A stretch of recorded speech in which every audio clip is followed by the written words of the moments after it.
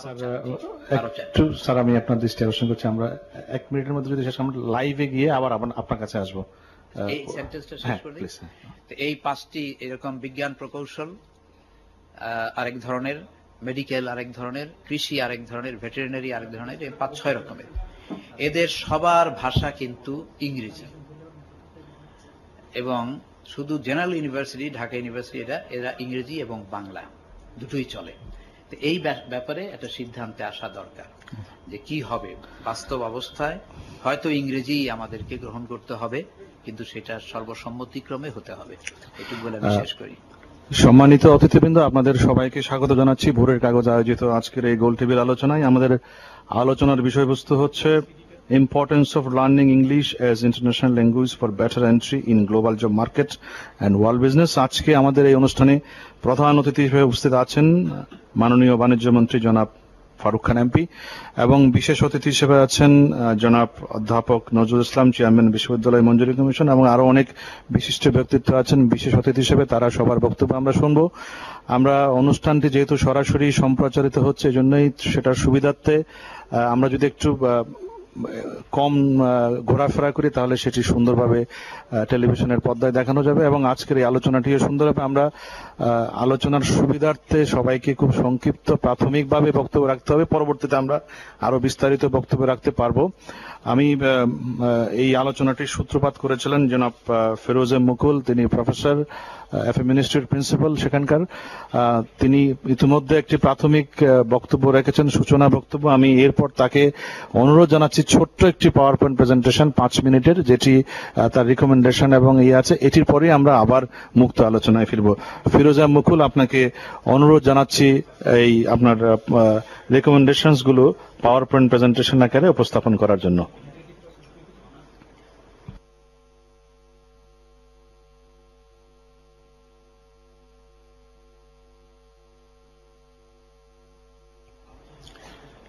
If we look at the result of the SSC and HS examinations from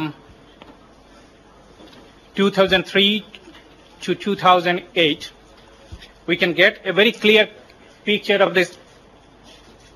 Well, we'll see it later, but the thing is that many of the eminent educationists of our today's program have the opinion that if we introduce English in our education system, that the standard of English of our country will increase. But with great honor for them, I refer that in our higher studies, higher level of studies, say for in the universities, the engineers, doctors study their books written in English. But we cannot say that the standard of English is very high. I want to emphasize on the process of learning English. If the system of learning English is not improved, if it is not systematic and scientific, we can hardly think that we can make any success, any progress in the field of learning English. That's why I had a research for last 24 years, and on the basis of this research, I can give this assurance that even a medium caliber student can do a very good result in English. Now, the question comes, how my method, FM method, function? How does FM method function? Now, the question comes, how does FM method function? The answer is very clear. FM method functions systematically and scientifically. As our mother tongue is Bengali, so FM method takes Bengali as the base language and English as the target language. However large or complex a sentence may be, it is always easier to remember the last word. I repeat, the last word of it. It is even easier to learn rather than learning grammar. Depending on the last word of the sentences, we can divide the entire Bengali language into 3 classes. First one ending in verb words, second one ending in non-verb words, and the third one ending in verb words followed by a word giving the sense of the state of being. You see how FM method works. FM method, the base language is Bangla, and the technique is the last word of the sentence is taken. And the entire Bangla language is divided into 3 parts. And first one ending in verb words, second one ending in non-verb words, and third one ending in verb plus words like hoy. If we take some examples, some sentences, say for example, আমি একটি সুখী সমৃদ্ধ সুন্দর বাংলাদেশ গড়তে FM method নিয়ে এগিয়ে যেতে চেষ্টা করি. The sentence ends in a verb word, namely চেষ্টা করি. The second sentence, আমি একটি সুখী সমৃদ্ধ সুন্দর বাংলাদেশ গড়তে এফএম মেথড নিয়ে এগিয়ে যেতে ইচ্ছুক. This sentence ends in a non-verb word, namely ইচ্ছুক. And the third one, একটি সুখী সমৃদ্ধ সুন্দর বাংলাদেশ গড়তে এফএম মেথডে ইংরেজি শেখানো হয়. This sentence ends in a verb word followed by হয়, giving the sense of the state of being. Now, let us look at the English sentences. First one, I try to go forward with FM method to build a happy, prosperous and nice Bangladesh.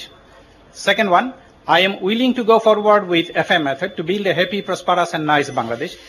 English is taught by FM method to build a happy, prosperous and nice Bangladesh. If we look at the three sentences, we find that all of them belong to present indefinite tense, the same tense. But the formations of the English sentences are not the same. The subject in the first sentence is followed by a doing verb word, in the second sentence by a be verb word, and the third sentence has totally different pattern, that is passive pattern.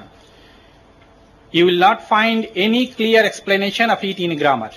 But FM method clearly explains that as the first sentence ends in a verb word, the subject of this sentence is followed by doing verb, and the second sentence ends in a non-verb, the subject is followed by be verb, and the third sentence ends in a verb word followed by hoy, has the passive pattern, so the sentence is formed in passive voice.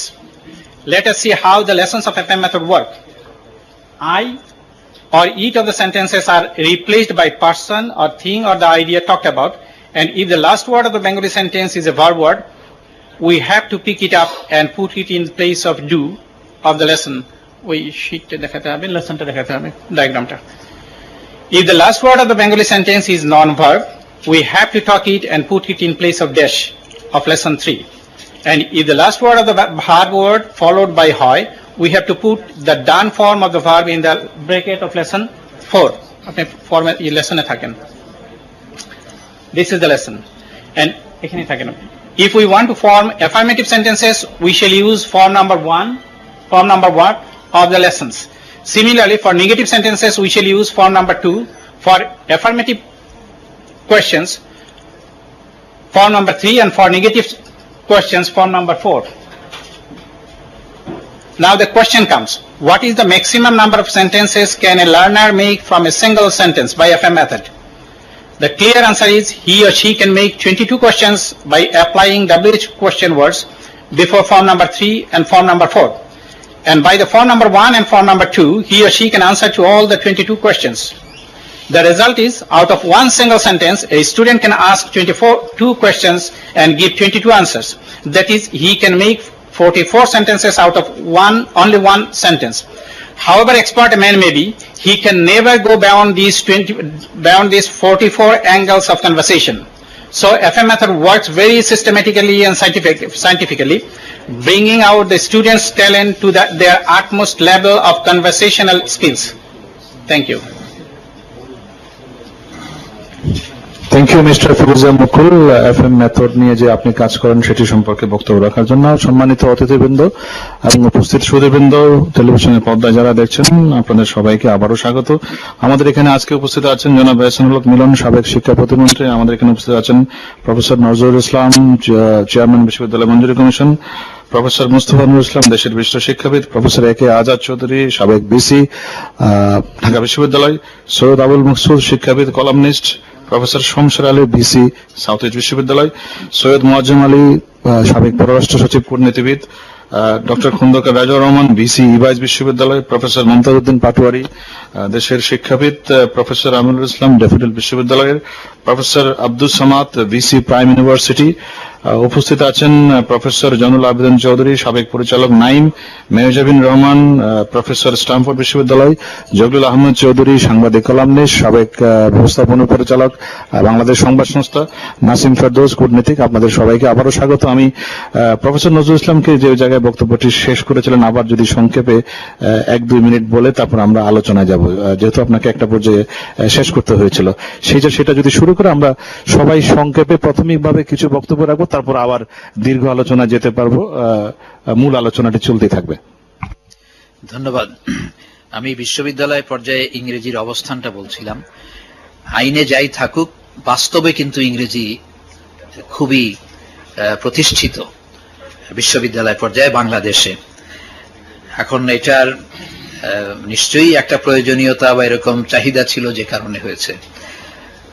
প্রবন্ধকার তার প্রবন্ধে লিখেছেন যে যথেষ্ট বইপত্র বাংলায় নেই বিভিন্ন technical বিষয়গুলোতে, এটা সত্য।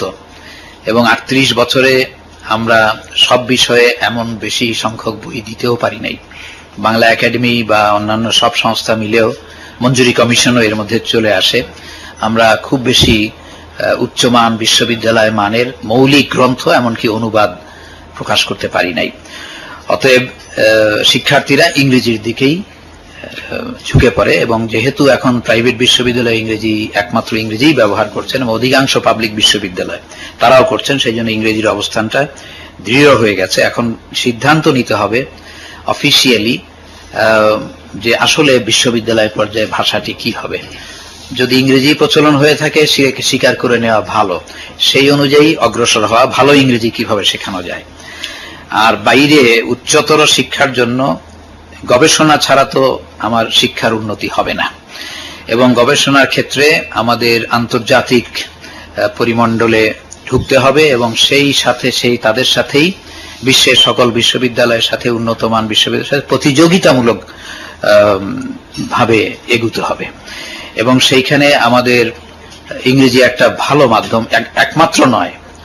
এখন জাপানে যারা পিএইচডি করতে যাচ্ছেন তাদের জাপানি শিখতে হয়, কোরিয়াতে যাচ্ছেন কোরিয়া শিখতে হয়, চায়নাতে যাচ্ছেন চাইনিজ শিখতে হয়, ইউরোপের বিভিন্ন দেশে গেলে সেই ভাষা শিখতে হয়, জার্মানিতে গেলে জার্মান শিখতে হয়। তো এই জিনিসগুলো আছে, তবুও ইংরেজিটার একটা বিশ্বজনীন একটা গুরুত্ব পেয়ে গেছে, সেই হিসাবে এটা সহজও আমাদের জন্য।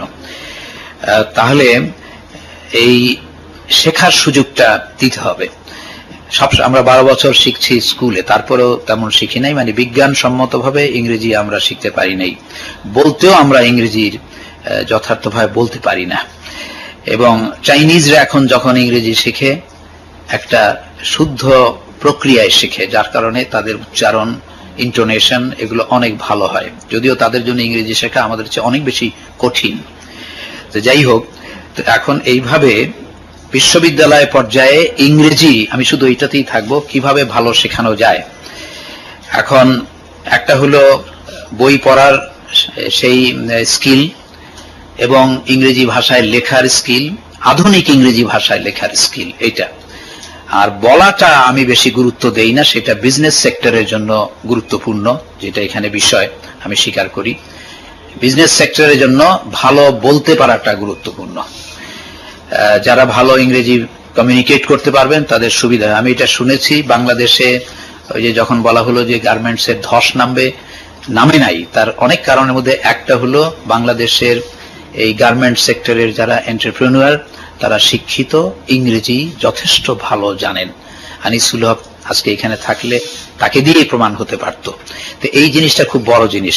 আর এডুকেশন সেক্টরে বলার চেয়ে লেখা এবং পড়া, যেমন সায়েন্টিফিক আর্টিকেল লেখা, বই লেখা, এটা বেশি ইম্পর্টেন্ট। আমরা অনেক সময় জানি যে শিক্ষকদেরকে, আমি এআইটি এশিয়ান ইনস্টিটিউট অফ টেকনোলজিতে মাস্টারি করেছি 4 বছর, সেখানে 42টা দেশের শিক্ষকরা মাস্টারি করতেন। চাইনিজ, জাপানিজ, কোরিয়ান এরা তো ইংরেজি বলতেই পারতো না, তারা শুধু ট্রান্সপারেন্সি দেখায় ক্লাস শেষ করে চলে যেত, বলে দিত তোমরা পড়ে নিও, কারণ সে তার তো ভাষাই নেই, কিন্তু তিনি অধ্যাপক, ওইভাবে কমিউনিকেট করেন। তো আমাদের শিখতে হবে ওইরকম ফাংশনাল হায়ার লেভেল